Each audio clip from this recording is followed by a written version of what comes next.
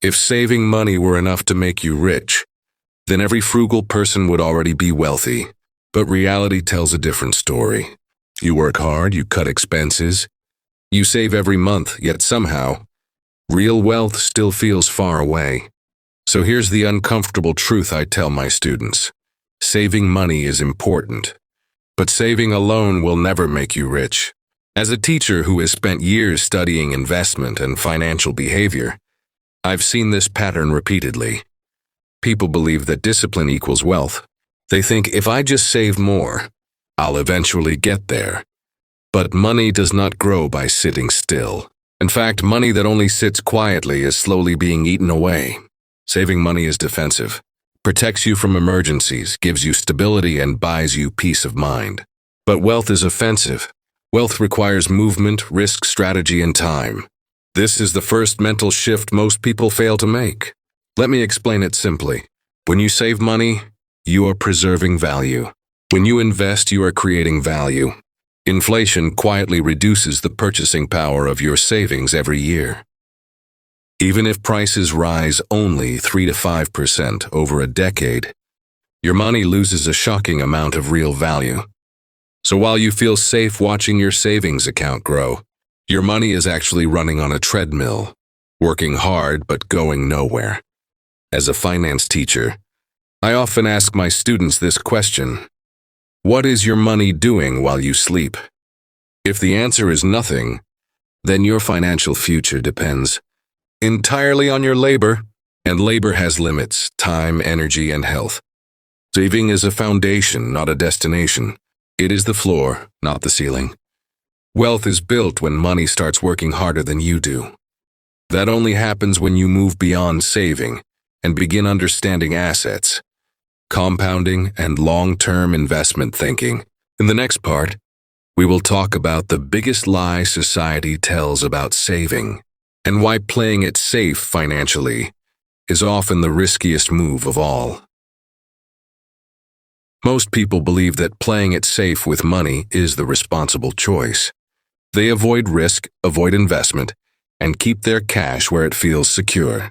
But as a finance teacher, I need to say this clearly. Playing it safe financially often carries a hidden cost: missed opportunity. Safety feels comfortable because it protects you from short-term loss. But comfort can quietly sabotage long-term growth. When your money sits in a savings account earning minimal interest, you are making a trade whether you realize it or not. You are trading future wealth for present certainty. Let's talk about risk the way professionals do. Risk is not only the possibility of losing money. Risk is also the certainty of not growing. When inflation rises faster than your savings interest, you are losing purchasing power every single year. It doesn't feel dramatic. There is no alarm, but over time it compounds into something devastating. As a teacher, I've watched students proudly tell me they saved for 10 years only to discover that their money buys less than it did when they started. They did everything right, yet the outcome still disappointed them. Why? Because avoiding risk also meant avoiding growth. True financial education teaches you that there are different types of risk. There is reckless risk, gambling, speculation, chasing hype. And then there is calculated risk, diversification, long-term investing, and understanding fundamentals. Wealth is not built by avoiding all risk, but by managing it intelligently. Playing it safe often means relying solely on income. If your income stops, your financial life freezes. Investments, on the other hand, create multiple streams of potential growth. They continue working even when you rest, age, or step back from active labor. The irony is this: people avoid investing because they fear losing money. Yet they ignore the slow, invisible loss caused by inaction. Over decades, this invisible loss becomes far more damaging than most investment downturns. In the next part, we will explore why income alone, no matter how high, is not enough to build lasting wealth, and how wealthy people think differently about money flow. Many people believe that the solution to their financial problems is simple: earn more money, get a higher salary, a better position, a bigger paycheck. While income is important, as a finance teacher, I must be honest with you. Your salary will never be your greatest wealth-building tool. A salary is linear. You trade time for money. If you stop working, the income stops too. No matter how high your salary is, it is still limited by hours, energy, and age. Wealth, however, is built exponentially. It grows through ownership, systems, and compounding. I've taught students who earn very high incomes, yet remain financially fragile. Why? Because every raise creates a bigger lifestyle, not a stronger financial structure. Expenses rise alongside income, and savings, if any, remain dependent on active work. This is known as the income trap. Your salary is best used as fuel, not as the engine. It is the cash flow that allows you to acquire assets. Assets are things that generate value over time. Business ownership, investments, productive skills, intellectual property. These are the tools that separate income earners from wealth builders. Let me give you a mindset shift I teach in class. Stop asking you, how much do I make? Start asking, how much do I own? Ownership creates leverage. When you own assets, your money begins to multiply without requiring more of your time. High income without investment creates pressure. Low income with smart investment creates progress. Over time, consistency beats intensity. Even modest amounts invested regularly can outperform a large salary spent without strategy. Another hard truth. Relying only on salary exposes you to external risk, economic downturns, layoffs, automation, and policy changes. Assets provide insulation. They don't eliminate risk, but they diversify it away from a single source, your job. Your salary is the starting point, not the finish line. The wealthy understand this early. They convert income into assets as quickly and intelligently as possible. In the next part, we'll dive into the real engine of wealth, compounding, and why time matters more than talent or luck. If I had to choose one concept that separates the wealthy from everyone else, it would be this: compounding. Not talent, not intelligence, not even income. Time multiplied by consistency creates outcomes that feel almost magical, but they are purely mathematical. As a finance teacher, I often tell my students that compounding is quiet. It doesn't impress you in the first year. It doesn't excite you in the second. In fact, it can feel disappointing early on. That is why most people quit before it ever has a chance to work. Compounding happens when your money earns returns, and then those returns start earning returns themselves. Growth begins to stack. At first, progress feels slow, almost invisible. But over long periods, the curve bends upward dramatically. This is why time is more valuable than timing. Most people underestimate what small, regular investments can do over decades.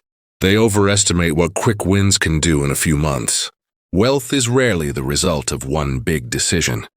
It is usually the outcome of thousands of small, boring, disciplined choices made consistently. Let me explain it simply. When you save money, growth is linear. You add, and the total increases by addition. When you invest and allow compounding to work, growth becomes exponential. This is why starting early matters more than starting big. I've seen students delay investing because they feel they don't have enough money yet. But compounding does not reward size first. It rewards time. Waiting costs more than mistakes. The years you delay can never be recovered. Another key lesson. Compounding works in both directions. Debt compounds against you the same way investments compound for you. High-interest debt is negative compounding. It accelerates financial decline. Understanding this is crucial if you want to stay on the right side of the equation. Compounding does not require brilliance. It requires patience. The wealthy are not always the smartest people in the room, but they are often the most consistent. They let time do the heavy lifting while others chase shortcuts. The next part, we will talk about assets versus liabilities, and why understanding the difference changes everything about how you use money. One of the most important lessons I teach as a finance instructor is this: wealth is built by what you buy, not by what you earn. The difference between assets and liabilities may sound simple, but misunderstanding it keeps millions of people stuck financially for life. An asset is something that puts money into your pocket over time. A liability is something that takes money out of your pocket over time. The wealthy focus relentlessly on accumulating assets, while most people unknowingly accumulate liabilities, often thinking they are making smart financial decisions. Let me give you a practical perspective. Many people celebrate purchasing expensive items the moment their income increases. Bigger houses, newer cars, lifestyle upgrades. But if these purchases increase monthly expenses without generating income, they are not building wealth. They are increasing dependency on future income. As a teacher, I emphasize that cash flow matters more than appearance. Something that looks impressive can quietly weaken your financial position. Assets don't need to be flashy. They need to be productive. Assets can take many forms: businesses, income-producing investments, intellectual property, or skills that generate scalable income. The common thread is that they continue to create value without constant effort. Liabilities demand attention, maintenance, and ongoing expense. The problem is not buying liabilities. The problem is buying them first. The wealthy usually acquire assets before upgrading lifestyle. They let assets pay for liabilities, not the other way around. This mindset shift changes how you evaluate every financial decision. Instead of asking, "Can I afford this?" you begin asking, "Will this make me stronger or weaker financially over time?" That single question can alter the trajectory of your entire financial life. Another mistake I see often is confusing price with value. An asset doesn't need to be expensive to be powerful. What matters is its ability to generate or preserve long-term value. Understanding assets and liabilities gives you control. It turns money from a consumption tool into a strategic weapon. And once you see the difference clearly, it becomes impossible to unsee it.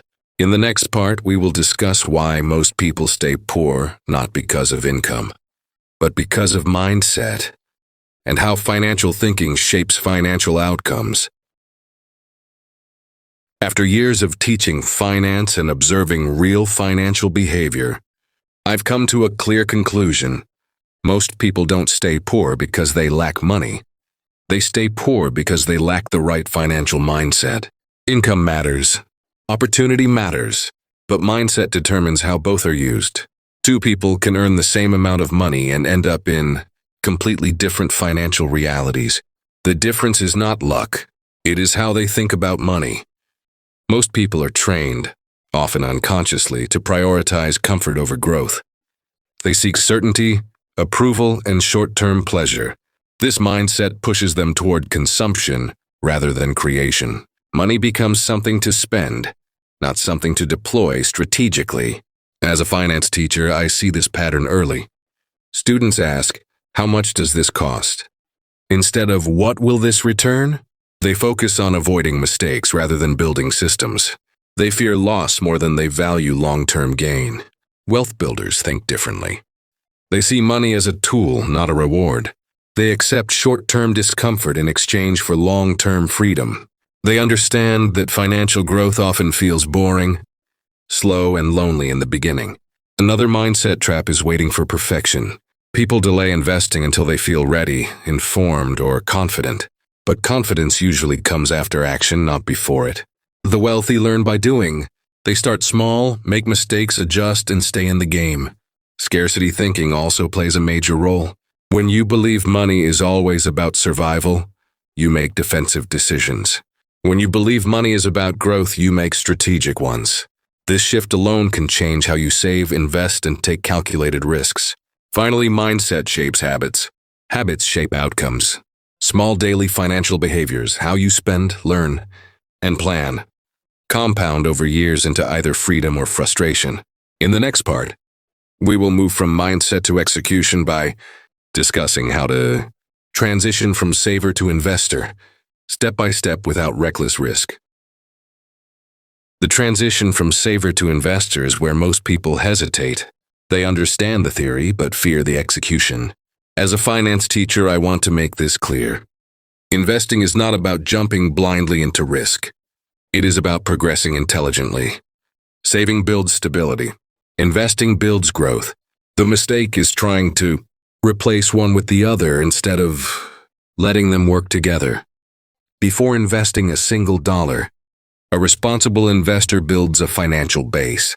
Emergency funds, controlled debt, and predictable cash flow. This foundation turns investing from stress into strategy. The first step is not choosing assets. It is choosing a mindset. Investors think long-term. They stop reacting emotionally to short-term market noise. They accept volatility as the price of admission for growth. If you expect investing to feel safe every day, you are setting yourself up for disappointment. Next comes education, not obsession. You don't need to know everything. You need to understand fundamentals, diversification, risk tolerance, time horizon, and compounding. Complexity does not equal intelligence. In fact, most successful investing systems are intentionally simple. I teach my students to start small and stay consistent. Small investments remove emotional pressure. Consistency builds discipline. Over time, the habit matters more than the amount. This approach allows learning through experience without catastrophic mistakes. Another critical shift is separating investing from speculation. Investing is rooted in value and patience. Speculation is driven by emotion and short-term price movement. One builds wealth slowly. The other transfers money from the impatient to the patient. Automation is your ally. Systems beat motivation. When investing becomes automatic, emotions lose their power. This is how ordinary people achieve extraordinary results, not through brilliance, but through structure. Finally, understand that mistakes are part of the process. Losses are not failures if they are controlled and educational. The real failure is staying permanently on the sidelines. In the next part, we'll talk about why time in the market matters more than timing the market, and how patience consistently outperforms prediction. One of the most damaging beliefs in investing is the idea that success comes from perfect timing. People wait for the right moment, the lowest price, or the perfect signal. As a finance teacher, I can tell you with confidence, time in the market matters far more than timing the market. Markets move unpredictably in the short term. Even professionals with advanced tools struggle to time entries and exits consistently. When individuals attempt it, they often end up doing the opposite of what works. Buying when prices feel safe and selling when fear peaks. Long-term investors understand a different truth.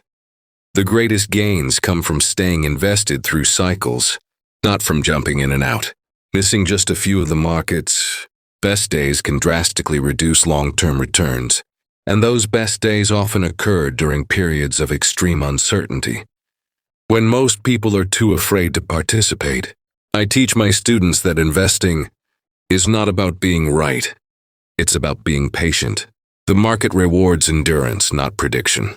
Those who stay invested benefit from compounding across decades, while those who constantly react reset their progress repeatedly. Another issue with timing is emotional interference. Fear and greed distort judgment.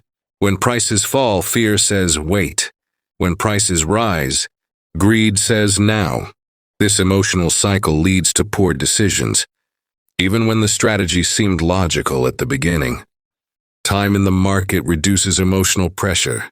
The longer your horizon, the less short-term volatility matters.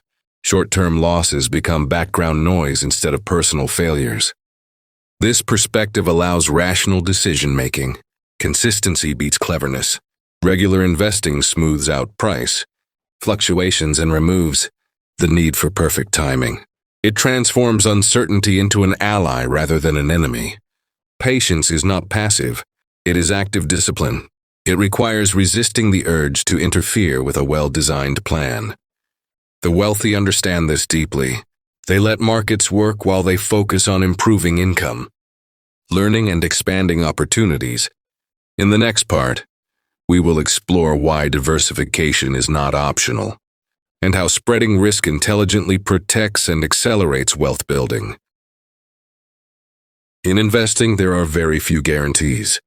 But as a finance teacher, I confidently teach this principle.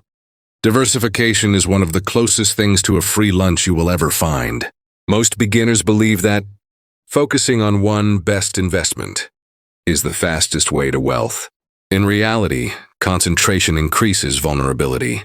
No matter how strong an asset appears, unexpected events can always occur. Diversification exists to protect you from being right about the wrong thing. Diversification is not about eliminating risk. It is about managing it. By spreading investments across different assets, industries, and time periods, you reduce the impact of any single failure. This allows growth to continue, even when parts of your portfolio underperform. I often explain it this way. Diversification turns sharp drops into gentle slopes. It smooths the journey. And smoother journeys are easier to stay committed to. Most people don't fail financially because their strategy was wrong. They fail because they couldn't emotionally endure volatility. Another misunderstanding is over-diversification. Diversification should be intentional, not random. Owning many assets you don't understand does not equal safety. True diversification balances exposure while maintaining clarity and control. Different assets respond differently to economic conditions. Some grow during expansion, others provide stability during downturns. This balance creates resilience. Resilience keeps you invested. Staying invested allows compounding to work. As a teacher, I stress that diversification also applies beyond investments. Skills, income sources, and knowledge are forms of financial diversification. Relying on a single source, whether income or investment, creates fragility. Diversification is not exciting. It rarely makes headlines, but it quietly protects wealth and enables long-term success. The wealthy don't aim to win big in one move. They aim to avoid catastrophic loss so time can do its work. In the next part, we'll discuss the role of patience and discipline, and why emotional control is often more valuable than financial intelligence. If investing were purely about intelligence, more people would succeed. But as a finance teacher, I can tell you the real separator is emotional control. Patience and discipline consistently outperform raw knowledge. Markets are designed to test your emotions. Prices rise and fall. News headlines provoke fear or excitement, and social pressure pushes you to act. The greatest enemy of long-term wealth is not the market. It is impulsive behavior. Patience allows compounding to work. Discipline ensures consistency. Together they create stability in chaos. Most investors don't lose money because their strategy was bad. They lose money because they abandoned it at the wrong time. I teach my students to separate feeling from action. Fear is natural. So is excitement. But emotions should inform awareness, not decisions. Successful investors follow rules, not moods. Discipline means investing when it feels boring. It means continuing when progress feels slow. It means resisting lifestyle inflation even as income grows. These behaviors rarely feel rewarding in the moment, but they produce extraordinary results over time. Another critical lesson is delayed gratification. Wealth requires saying no today so you can say yes tomorrow. This principle applies to spending, investing, and learning. Short-term pleasure is often the enemy of long-term freedom. Emotional discipline also protects against overconfidence. Success can be just as dangerous as failure if it leads to reckless behavior. The disciplined investor respects risk at every stage. Patience is not inactivity. It is intentional consistency. It is trusting a sound process while ignoring noise. The wealthy do not rush, they repeat what works.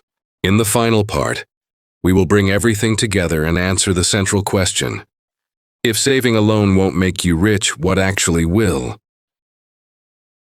After teaching finance and investment for many years, I can say this with clarity. Wealth is not built by one action, but by a system. Saving money alone is never enough, not because saving is wrong, but because it is incomplete. Saving provides stability. Investing provides growth. Income provides fuel. Mindset provides direction. Wealth emerges when all of these work together over time. People who become truly wealthy do not chase shortcuts. They build structures. They convert income into assets. They allow compounding to work patiently. They manage risk through diversification.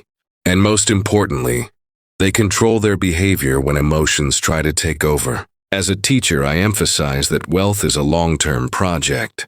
It is not about dramatic wins, but about consistent alignment between goals and actions. Small decisions repeated daily shape financial destiny, far more than occasional big moves. Another key truth: wealth is personal. The goal is not excess, it is freedom. Freedom of time, freedom of choice, freedom from financial anxiety. Money is not the destination. It is the tool that enables a meaningful life. Saving alone keeps you safe. Investing wisely moves you forward. Learning continuously keeps you adaptable. Discipline keeps you on course. Time multiplies everything. The people who win financially are not those who avoid mistakes entirely, but those who stay in the game long enough for compounding to reward them. They understand that progress may be slow at first, but momentum is unstoppable once it builds. So if you remember one lesson from this entire series, let it be this. Don't ask how much you can save. Ask how effectively you can turn what you save into long-term value. That is how wealth is actually built, quietly, patiently, and intentionally over a lifetime.